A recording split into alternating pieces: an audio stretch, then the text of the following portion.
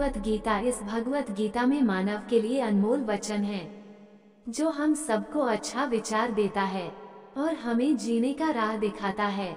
नमस्कार मित्रों, आप सभी का एक बार फिर से माता का ज्ञान चैनल पर आप सभी का स्वागत है।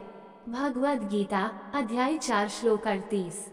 न हि ज्ञानेन सदृश पवित्र में विद्यते तत्स स्वयं योग संसिद्ध कालेनात्मनि विन्दति। न हि ज्ञानेन सदृश पवित्र में विद्यते तत्स्वयं योग संसिद्ध कालेनात्मनि विन्दति। न नहीं नमस्ते अवश्य ज्ञानेन दिव्य ज्ञान से सदृशम जैसे पवित्रम शुद्ध इस संसार में विद्यते विद्यमान है। तत्व स्वयं स्वयं योग का अभ्यास संसिद्ध जिसने पूर्णता प्राप्त कर ली है कालीन समय के साथ आत्मानी हृदय के भीतर विन्दति पाता है। न हि ज्ञानेन सदृश पवित्र में विद्यते तत्स्वयं योग संसिद्ध कालेनात्मनि विन्दति। अनुवाद, इस संसार में दिव्य ज्ञान के समान पवित्र करने वाला कुछ भी नहीं है। जिसने लंबे समय तक योगाभ्यास के माध्यम से मन की शुद्धता प्राप्त कर ली है उसे समय आने पर हृदय के भीतर ऐसा ज्ञान प्राप्त होता है। ज्ञान में व्यक्ति को शुद्ध करने, उन्नत करने, मुक्त करने और ईश्वर से मिलाने की शक्ति होती है।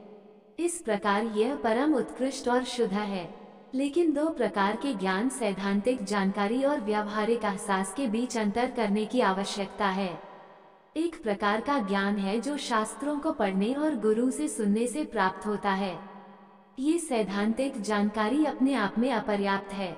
ये वैसा ही है जैसे किसी ने रसोई की किताब याद कर ली हो लेकिन कभी रसोई में प्रवेश नहीं किया हो। खाना पकाने का ऐसा सैद्धांतिक ज्ञान किसी की भूख मिटाने में मदद नहीं करता। इसी प्रकार कोई व्यक्ति गुरु से आत्मा, ईश्वर, माया, कर्म, ज्ञान और भक्ति के विषयों पर सैद्धांतिक ज्ञान प्राप्त कर सकता है, लेकिन वह स्वयं किसी व्यक्ति को ईश्वर प्राप्ति नहीं कराता है।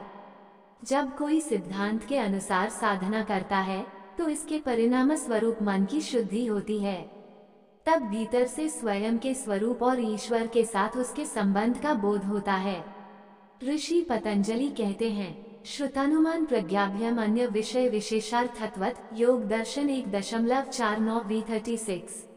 योग के अभ्यास के माध्यम से भीतर से अनुभूति द्वारा प्राप्त ज्ञान शास्त्रों के सैद्धांतिक ज्ञान से कहीं बेहतर है। इस तरह के अनुभूत ज्ञान को श्री कृष्ण ने सबसे शुद्ध उत्कृष्ट वस्तु के रूप में वर्णित किया है। भगवद गीता अध्याय 4 श्लोक 39। श्रद्धावान लभते ज्ञान तत्परा संयतेन्द्रिया ज्ञान लब्ध्वा परा शांतिमचिरेनाधिगच्छति। श्रद्धावान श्रद्धा करता व्यक्ति लभते प्राप्त करता है ज्ञानम दिव्य ज्ञान, तत्परा उसमें समर्पित, संयत नियंत्रित, इंद्रियां ज्ञानम दिव्य ज्ञान लब्धा प्राप्त करके, परम दिव्य शांतिम शांति, अचिरेन अविलंबा अधिगच्छति प्राप्त होता है। अनुवाद, वे प्रोटोटाइप श्रद्धा अगाधा और चाहने वाले अपने मन और इंद्रियों पर नियंत्रण कर लेते हैं, वे दिव्य ज्ञान प्राप्त कर लेते हैं। इस दिव्य ज्ञान के द्वारा वे शीघ्र ही कभी समाप्त नहीं होने वाली परम शांति को प्राप्त कर लेते हैं। श्री कृष्ण अब ज्ञान के संदर्भ में श्रद्धा के दृष्टिकोण का वर्णन कर रहे हैं। सभी आध्यात्मिक सत्यों को शीघ्र ही स्वीकार नहीं किया जा सकता है। इस मार्ग में से कुछ को अत्यधिक रूप से उन्नत होने का अनुभव किया जा सकता है।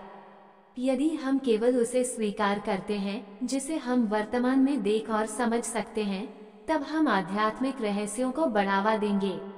जिसे हम वर्तमान में समझ नहीं पा रहे हैं उसे संकेत और स्वीकार करने में श्रद्धा हमारी सहायता करती है। जगत गुरु पितृ ने श्रद्धा की परिभाषा इस प्रकार से दी है, गुरु वेदांत वाक्येषु द्रोधो विश्वासा श्रद्धा। श्रद्धा का अर्थ गुरु और धार्मिक ग्रंथों के शब्दों में दृढ़ विश्वास होना है। यदि ऐसी श्रद्धा किसी डोलंगी व्यक्ति पर रखी जाती है तो उसके विनाशकारी परिणाम होते हैं। जब ये शिष्य गुरु में रखा जाता है तब इससे आत्मा कल्याण का मार्ग खुलता है। इसके लिए अंधविश्वास की जगह नहीं होती। हरि गुरु की प्रति श्रद्धा रखने से पहले हमें अपनी बुद्धि का प्रयोग करना चाहिए या नहीं, क्या गुरु ने परम सत्य का अनुभव कराया है या नहीं, और वह सनातन वैदिक ग्रंथों के अनुसार क्या विद्या प्रदान कर रहा है। एक बार जब इसकी पुष्टि हो जाती है तो हमें ऐसे गुरु की प्रति श्रद्धा प्रकट करनी चाहिए और उनके मार्गदर्शन में भगवान के शरणागत होने चाहिए। श्वेताश्वतरोपनिषद में वर्णित है, यस्य देवे परा भक्तिर्यथा देवे तथा गुरुओ तस्यैते सार्याह्यर्थाः प्रकाशन्ते महात्मनः। श्वेताश्वतरोपनिषद -6.23। सभी प्रकार के वैदिक ज्ञान की महत्ता सामान्य ज्ञान के हृदय में प्रकट होती है। भगवान और गुरु के प्रति अगाध श्रद्धा होती है। भगवद गीता अध्याय 4 श्लोक 40। अज्ञश्च श्रद्धाधांश्च संशयात्मा विनश्यति नायं लोकोस्ति न परो न सुख संशयात्मनः। अज्ञ अग्नि च और अश्रद्धाना श्रद्धा विकसन च और संशय शंकाग्रस्त आत्मा व्यक्ति विनश्यति पतन हो जाता है। न अयम इस लोक संसार में अस्ति है, न तो पर अगले जन्म में, न नहीं सुखम सुख संशयात्मन संशयग्रस्त आत्मा। अनुवाद, जिन अज्ञानी लोगों में न तो श्रद्धा और न ही ज्ञान है और जो संदेह प्रकृति के होते हैं उनका पतन होता है। संदेहास्पद जीवात्मा के लिए न तो इस लोक में और न ही परलोक में कोई सुख है। रसामृत सिंधु में साधकों को उनकी श्रद्धा और ज्ञान की योग्यता के आधार पर 3 स्थानों पर भक्ति प्रदान की गई है। शास्त्रीय युक्तो च निपुण सर्वथा दृढ़ निश्चय प्रोश्रद्धोधिकारी यशस भक्तवतमो मतः। यह शास्त्रादिग निपुणः श्रद्धावान स तु मध्यमः यो भावेत कोमल श्रद्धा स कनिष्ठो निगद्यते। भक्ति रसामृत सिंधु 1.2.17.19। उच्चतम श्रेणी का साधक वह होता है जिसके धार्मिक ग्रंथों का ज्ञान होता है, जो पूर्ण श्रद्धायुक्त होता है। मध्यम श्रेणी का साधक वह होता है जिसके धार्मिक ग्रंथों का ज्ञान नहीं होता है, जो भगवान और गुरु के प्रति श्रद्धायुक्त होता है। निम्न श्रेणी का साधक होता है न तो धार्मिक ग्रंथों के ज्ञान से उपदेश होते हैं और न ही उनमें श्रद्धा भावना होती है। इस तीसरी श्रेणी के साधकों के लिए भगवान श्री कृष्ण कहते हैं कि ऐसे साधक को न तो इस जन्म में और न ही अगले जन्मों में शांति मिलती है। इसके अतिरिक्त छात्रवृत्ति कार्य में भी विश्वास की आवश्यकता होती है। उदाहरण के तौर पर यदि कोई महिला रेस्टोरेंट में खाना बनाती है और खाना बनाती है तो उसे यह विश्वास होता है कि रेस्टोरेंट का कर्मचारी अपने खाने में विष नहीं मिलाएगा। फिर भी यदि उसे संदेह हुआ कि आप सभी खाद्य पदार्थों की रासायनिक जांच कर रहे हैं, तो फिर क्या वह भोजन ग्रहण करने का आनंद लेते हुए अपना पेट भर सकता है?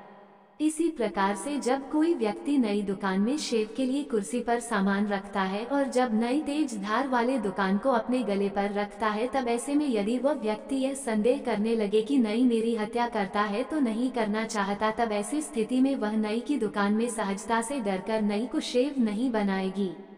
इसलिए श्री कृष्ण कहते हैं कि संदेही व्यक्ति को न तो इस दुनिया में और न ही परलोक में सुख मिल सकता है। भगवद गीता अध्याय 4 श्लोक 41।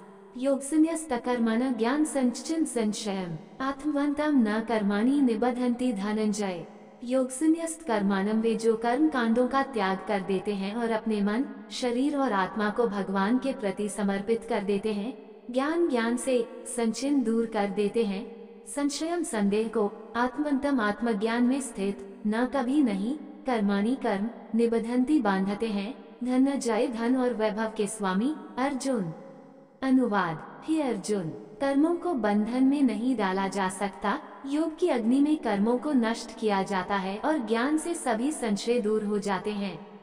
वे वास्तव में आत्मज्ञान में स्थित हो जाते हैं। कर्म में निश्चित धार्मिक विधि विधान और सामाजिक दायित्वों का पालन करने वाले सभी धार्मिक अनुष्ठान शामिल हैं। संन्यास का अर्थ परित्याग है, जबकि योग का अर्थ ईश्वर में निर्मित है। यहाँ श्री कृष्ण ने योग संन्यास्तकर्मण शब्द का प्रयोग करने के लिए जो सभी वैदिक कर्मों का परित्याग कर दिया है और अपने शरीर, मन और आत्मा को भगवान की भक्ति में लीन कर दिया है। ऐसे महापुरुष अपना प्रत्येक कार्य भगवान की सेवा के लिए करते हैं। श्री कृष्ण कहते हैं कि अभिनय की भावनाएं उनके काम को माया के बंधन में नहीं डालती। केवल वे लोग कर्म के बंधनों में फंसते हैं जो केवल अपने निजी स्वार्थ की मंजूरी के लिए कार्य करते हैं। जब भगवान के सुख के लिए कार्य किया जाता है तो ऐसे सभी कर्मों के कौशल से मुक्त हो जाते हैं। वे शून्य संख्या को गुना करने के समान होते हैं। यदि हम शून्य को 10 से गुना करते हैं तो इसका परिणाम शून्य ही होगा।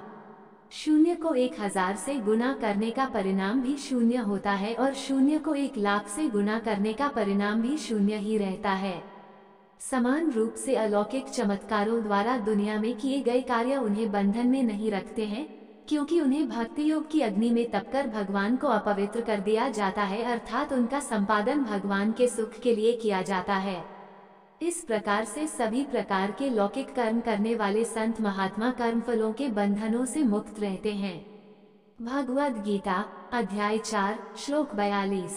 तस्माद् ज्ञान संभूत हृत्स्थल ज्ञान सिनात्मनः चित्वेन संशयम योगमतिष्ठोत्तिष्ठ भारत। तस्मात् इसलिए अज्ञान संभूतम अज्ञान से उत्पन्न हृत्स्थम हृदय में स्थित ज्ञान ज्ञान असीना खड्ग से आत्मा स्व के चित्वा कटकर NAMS संशयम संदेह को योगम कर्म योग में अतिलष्ट शरण लो उत्तिष्ठ उठो भारत भारतवंशी अर्जुन। अनुवाद। मूल रूप से हृदय दोष में अज्ञानतावश जो संदेह पैदा हुआ उन्हें ज्ञानरूपी शस्त्र से काट दो।